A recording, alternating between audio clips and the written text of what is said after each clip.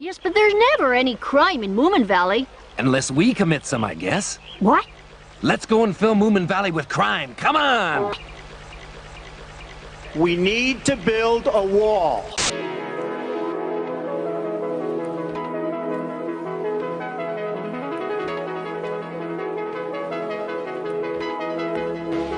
Hello everybody, and welcome back to another episode of No One Cares.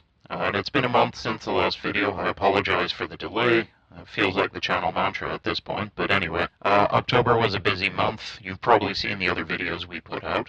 But if this is the only channel you pay attention to, then welcome to my new voice scrambling hardware. As mentioned in a previous video, I've decided to use hardware scrambling instead of using software in post, so this is the sound of the voice now. Hopefully not too grating, but might do some fixing up in post to make it sound better. Anyway, one other piece of channel news and updates. I realize that most of the audience for this channel probably doesn't live in or plan to visit Japan in the near future, but if you are in Tokyo for the December season, we will be participating in Winter Comiket C97. We'll be in Tokyo Big Sight South Hall 3-4 in Block Fu 42A on December the 30th. That's a Monday. So it's day 3 of Comiket. If you're in the neighborhood, please feel free to drop by. The table will be our anti-Scientology circle, so most of the work there will be the Disconnect series. But we will have a couple of extra, pieces of information, probably InfoSec related. So if you feel like dropping by and just saying hi or picking up a book, come on down. Anyway, getting to the topic now, surprise, surprise, this channel has turned into an anime news channel. Not really, but this one story sort of intersects with my interests. So let's go to the news first, and then we'll talk about the follow-up afterwards. As reported by Sankaku Complex, Funimation alters dialogue. You're such a misogynist. It was discovered that the first episode of Kono yo no hate de koi o utau shoujo Yuno's dub changed the original dialogue to include Shimazu calling the protagonist a misogynist. And it goes on, the scene was meant to be humorous. The English dub has Shimazu being offended by the protagonist's catcalling. Now, I'll show you a clip here to show you the actual difference between the two scenes so you can understand the context more fully yourself, but here. Shimazu-san! Yo. お嬢様その呼び方よしてちょうだい。じゃあ学園アイドルミオちゃん。なんでこんなにイライラするのかしら。さあな、あの日なんじゃないのか。なんて下品な。親父と島津さんのやりとりは。Shimazu! Hey. So, what's up, sweet cheeks? Don't call me that. You know I hate it. Sorry, do you prefer Queen of the World? I'll never understand how you can get under my skin so easily. Good question. Maybe it's just that time of the month. You're such a misogynist! I can feel you. As the article goes on to say, this isn't the first time Funimation has done this. They've done the same with a prison school dub making reference to Gamergate. Hajimete no Gal slandered those who enjoy naughty novels, etc., etc. And this appears to be a trend with Funimation. In fact, I remember a while back when they did their dub of Kobayashi-sanchi no Maid Dragon, they had a character just have the most shoehorned line about patriarchal societal standards that was nowhere near what was in the original Japanese dialogue. And in fact, let me show you the clip of that here. 何ですかその格好。いつも言われるから露出度を抑えたんだ。どうかな。次は体を変えるといいですよ。What are you wearing that for? Oh, those pesky patriarchal societal demands were getting on my nerves. So I changed clothes. Give it a week, they'll be begging you to change back. Now, of course, looking at the dub, my initial response, of course, of just swapping a line of misogynist, it's like, it's a little bit shoehorned, but I guess it's just the one line, and I wouldn't care so much. And that would be my attitude if there wasn't an established pattern of this sort of thing. As they've pointed out here, Funimation seems to have a chip on their shoulder with regard to changing the dialogue. Now, of course, everybody's going to want to turn this into a huge culture war thing. It's going to be the SJWs versus the anime fans and capital G real gamers, etc., etc. And I've never been fond of these battle lines, but I can tell you one thing, as somebody who works, I guess, unprofessionally as a translator and localizer, more in software than in, anime or actual media, but nonetheless, I think the principle still applies. I've always felt that a translator and a localizer has a bit of a responsibility to faithfully reproduce the context and nuance of the original work. Now, I realize that some line changes and some dialogue changes are going to be necessary to make a translation not awkward. You can't always do a one-to-one, word-for-word translation. But a translator should do everything in their power, I think, to mediate the message of the original text as much as possible, and any changes should only be done to serve the more effective communication of the original's message. You can make a change, for example, to the use of idioms. You can change the vocabulary around for impact's purposes. Maybe there's an expression in Japanese that doesn't make sense in English, so you find an equivalent substitute and change that out. That's fine. What I think is quite irresponsible and quite arrogant is to use somebody else's work as a soapbox for one's own ideas and one's own messages that are not included in the original work. Again, I think the original of Yuno simply has a girl irritated about a boy making comment about her period. To recontextualize that as misogyny and catcalling is really putting words into other people's mouths, and I think people who are familiar with Funimation, of course, are going to realize, like, oh, okay, this is Funimation, they do this all the time. But imagine somebody who isn't really plugged into the politics of all of this,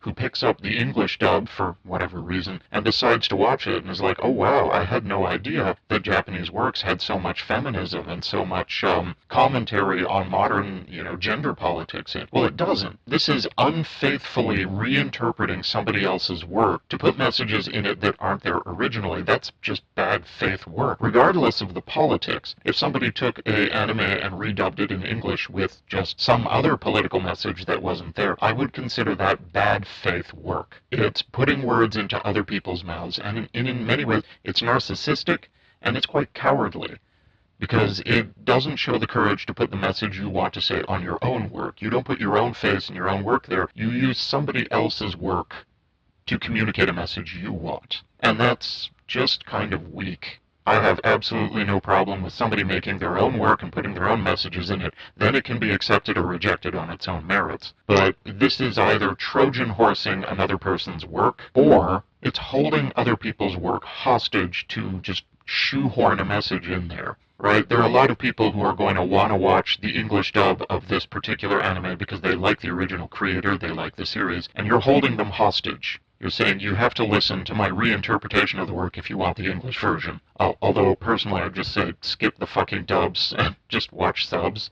Fan subs, or just learn enough Japanese to watch the original, whatever you want.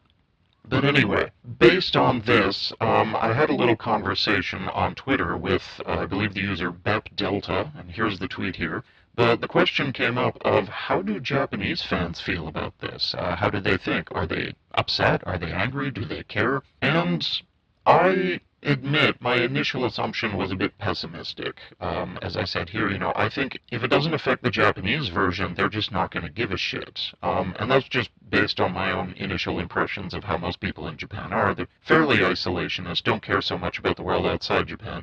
They don't hate it, it's just, it's somebody else's problem. But I may have been off base with those sentiments because I decided to do a little survey in Japanese to get as many opinions as possible. So I started on YouTube and basically outlined the situation of how the dialogue changes happen, linked to some examples that were uploaded on BitChute and YouTube, and then put the question here: foreign anime fans do not like this unilateral reinterpretation of their work, but how do Japanese anime fans feel about this? And there were several options given in the YouTube poll, the first option being, I wish they wouldn't unilaterally change Japanese works like this. The second option, if you're going to localize it into English, changing the dialogue this much is fine. The third option, if it doesn't affect the Japanese version, I don't care. The fourth option, I don't personally care, but I feel bad for the overseas fans. And other.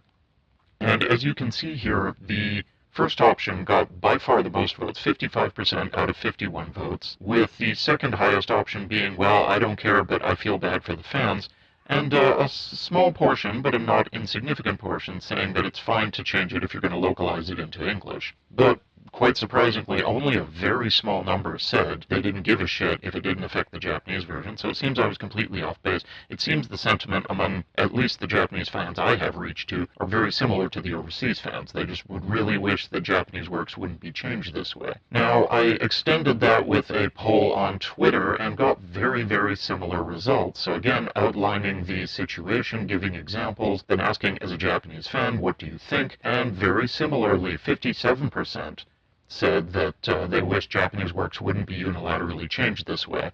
22% said they didn't care but feel sorry for the fans. 14% said that they don't give a shit if it's localized into English anyway. And only 7% don't care if it doesn't affect the Japanese version. Now, it should be noted that these polls are hardly scientific. The Twitter poll was only 14 people, and the YouTube poll was only 51 people. So, I'm not going to pretend that this is some massive countrywide poll that covers everybody. And similarly, I can't rule out the fact that some of the people voting may have been non-Japanese fans who can read and understand Japanese. I tried not to advertise this in English just to avoid tainting the results, but it is what it is. So it's hardly scientific, but it is a barometer of, the anime fans that I have reached to anyway. And I tend to follow and be followed by a lot of people who go to Comic-Con, so I think it's a reasonably good sample, a good cross-section, we could say. But yes, I was pleasantly surprised to find that Japanese fans and foreign fans seem to be more or less in alignment. They don't want their, the country's works unilaterally reinterpreted with somebody else's ideology.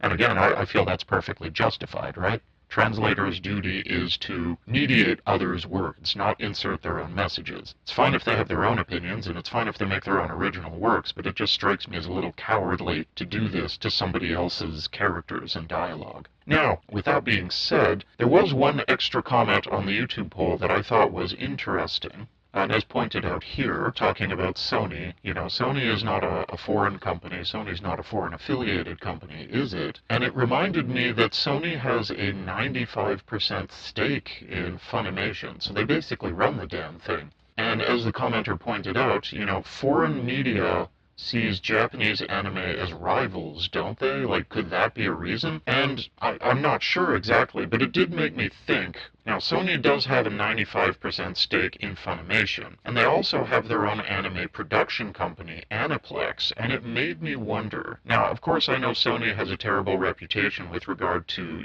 political correctness and censorship with the whole video game thing, but part of me wonders if there isn't some sort of scam going on here, some kind of angle that Sony's got. Now, this is just wild speculation on my part, but I have to notice that all of the anime in question that have been unilaterally reinterpreted this way, none of them are produced by Aniplex. Whether it's whether it's, Kobayashi-Sanchi no Maid Dragon, whether it's Prison School, whether it's Hajimete no Gal, all of these are produced by other companies, whether it's like NAS or JC Staff or other companies. I don't see any Aniplex anime being involved in this sort of controversy, and this makes me wonder a little bit. Now, of course, I don't think that there's any marching orders from Sony saying, hey, we need you to fuck around with the dialogue of this or that anime, but it does make me wonder if Sony doesn't knowingly allow looser conditions for the writing and reinterpretation of non-Aniplex anime versus Aniplex anime.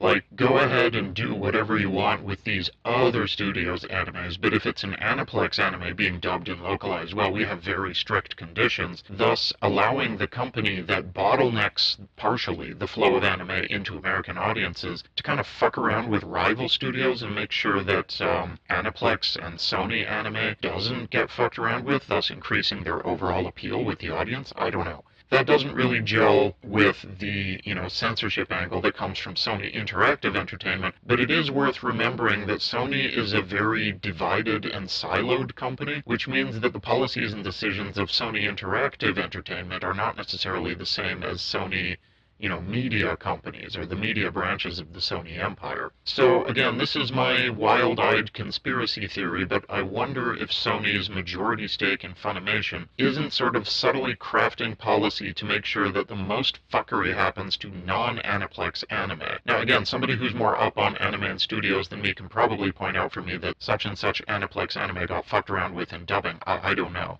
But just at the surface level examination, it does look a lot like Aniplex's Untouched, and it's only other studios' anime that are given the, the SJW treatment, so to speak. I don't know. All I can do is speculate. But anyway, the main thrust of this video is to point out that apparently Japanese audiences, at least based on the small sample I've checked with, don't feel any happier about these reinterpretations than foreign fans do. So that's something to remember, and something to, hold on to and reference in future if this topic ever comes up. Anyway, I'll leave things off for now. A couple of other topics I hope to get to, but maybe, I'll try not to take a full month to get back to them. Anyway, have a nice day, and see you next time.